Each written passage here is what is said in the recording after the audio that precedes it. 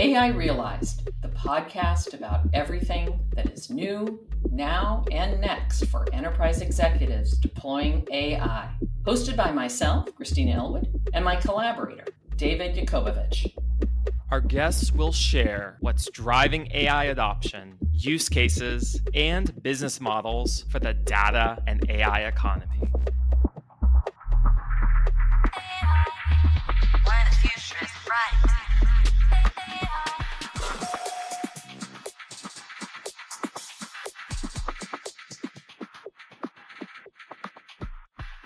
Welcome to AI Realized, the podcast for executives leading AI deployments.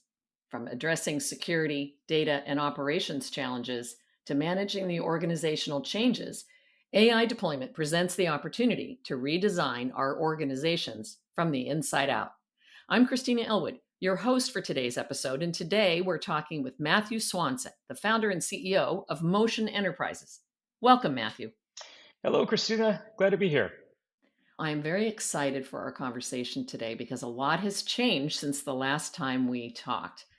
I wonder if you would tell me a little bit about Motion Enterprises and how agents factor into your design. Great. Yeah. Well, there has been a lot of development since the October conference, and the big topic is, of course, AI. And that's a trend that has been building for some time. The way we're applying agents at Motion Enterprises is through customer lifecycle management. So the way we like to think of it is this really powerful technology just came out called a transformer. And all it really does is decide what's the next best thing to do. But that's at the end of the day, all any enterprise is trying to figure out as well. From a macro perspective, how do we as a company go after our next best customers, all the way to the individuals? Everyone's trying to figure out what to do next. And so that's how we are applying agents. We're designing agents that can take customers through each stage of a life cycle to maximize revenue. So the agents are actually interacting with the customers in my funnel? With customers and employees. And that's the key difference is the human connection, the more natural interface that we're providing through these agents. So what would that look like? I would almost say, what would it sound like? And it would sound like a conversation. And that's the paradigm shift that we're helping companies navigate, which is today, you're right, it would be what does it look like? It's an interface that you click on, you have to figure out these boxes. And with Motion, it's a service that you speak with like you would another person. Gotcha. So it's replacing the UI. Yeah, it is. And just as a quick tangent, because it's actually really important to sometimes take yourself out, step back for a second and look from the top down. And if you think of the way that interfaces came about, it wasn't some sort of predefined destiny that we would be clicking on software. It was an accident. It was because when BASIC came out, the first interface for a computer, the technology wasn't ready. You couldn't type all the commands and get what you wanted done. So we fell back to graphical user interfaces. And now, 30 years later, we can revisit the first principles of what's the best way to interact with software. And we think that it's not clicking, it's talking. So if I were using your product, I would be talking to it as a marketer, or I would be talking to it as a customer of the Motion Enterprises customer. Is that right?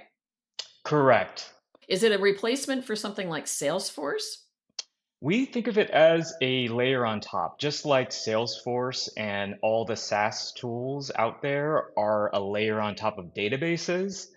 We see the opportunity to layer on top of SaaS tools. And so instead of having employees click around software or customers going through all these navigation flows, the agents can do that on behalf of people, translating natural language into clicks. Okay, I gotcha. So I think of that as how Operator works, that I tell it what I want it to do and it does the clicking for me. Is that right? I think Operator is a great first step in that direction, and we're basically sprinting in that direction. I see. Okay, and you're specifically focused on the customer life cycle. So the initial sale, the upsell, cross sell, and the end of life. Is that right? We do look at the life cycle holistically.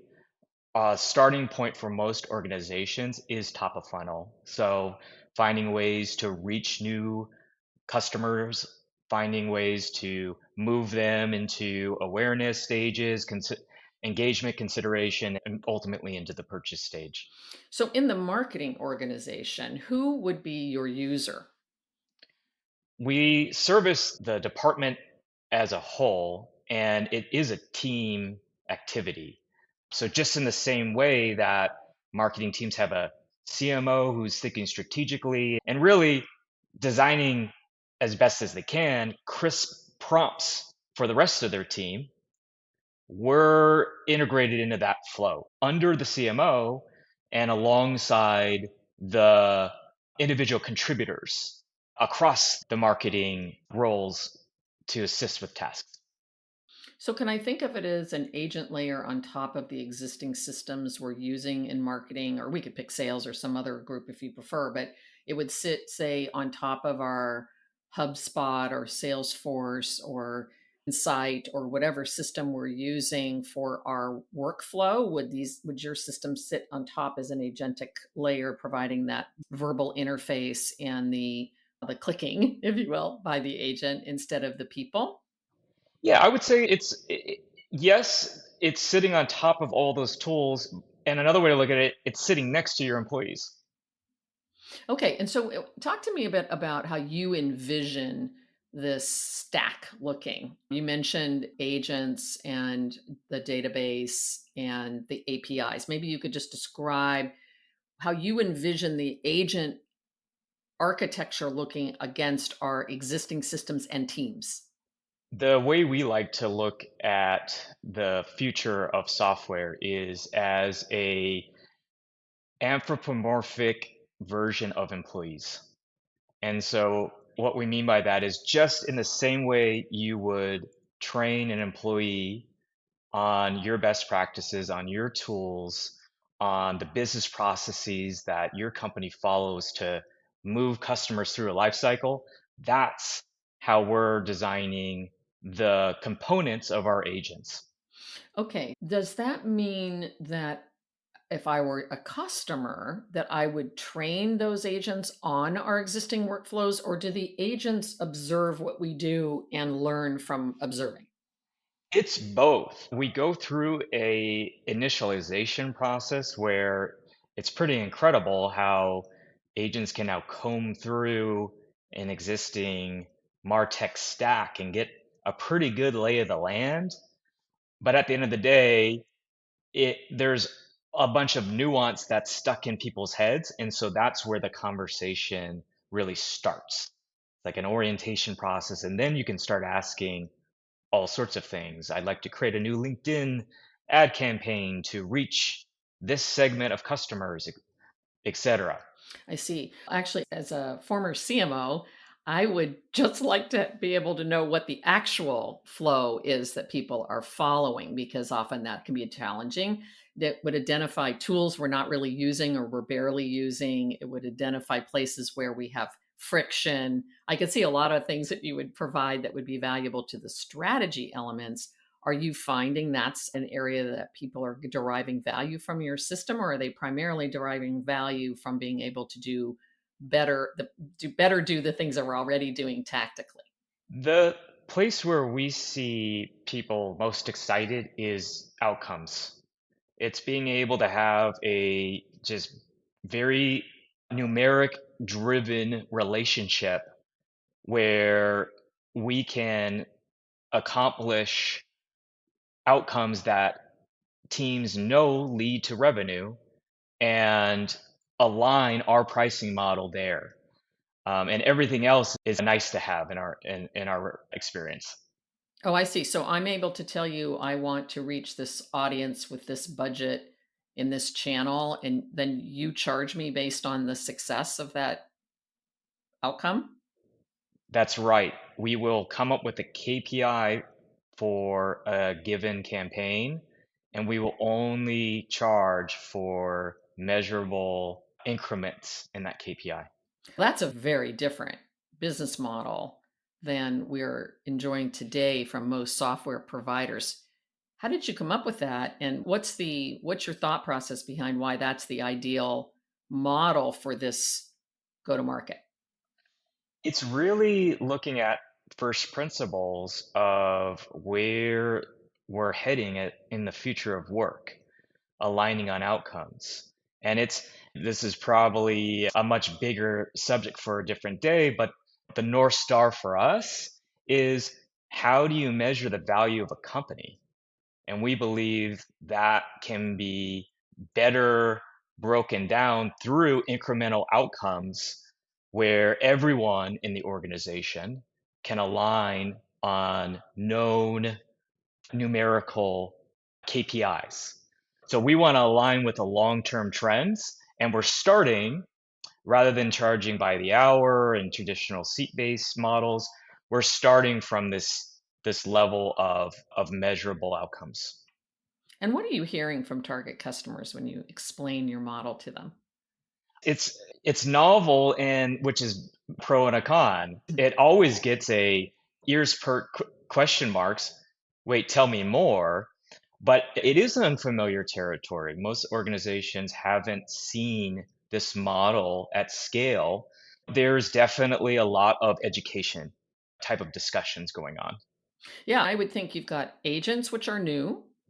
You've got a business model that is new, and you're a new company. I would think those are all things that are creating a different flow in the sales conversation.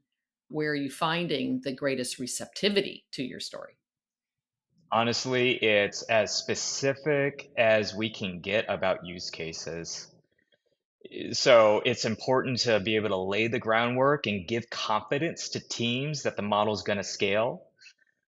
But at the end of the day, what moves the ball along is when you have that burning pain point.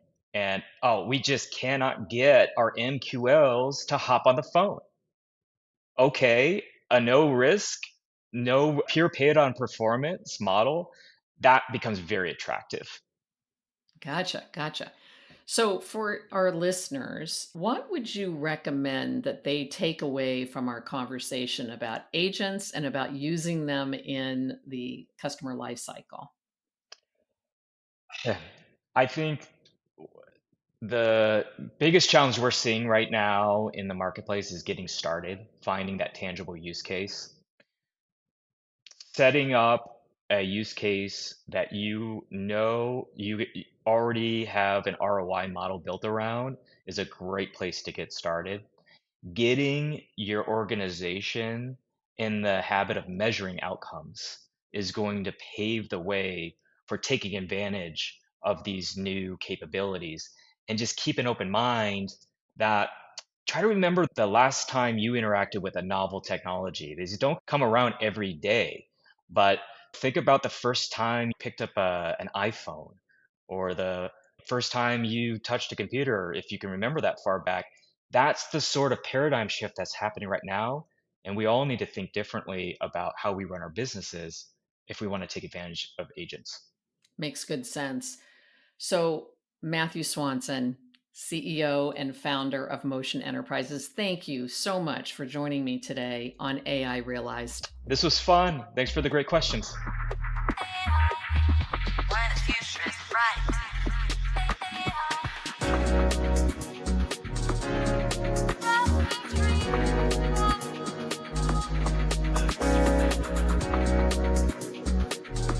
Where the future is bright.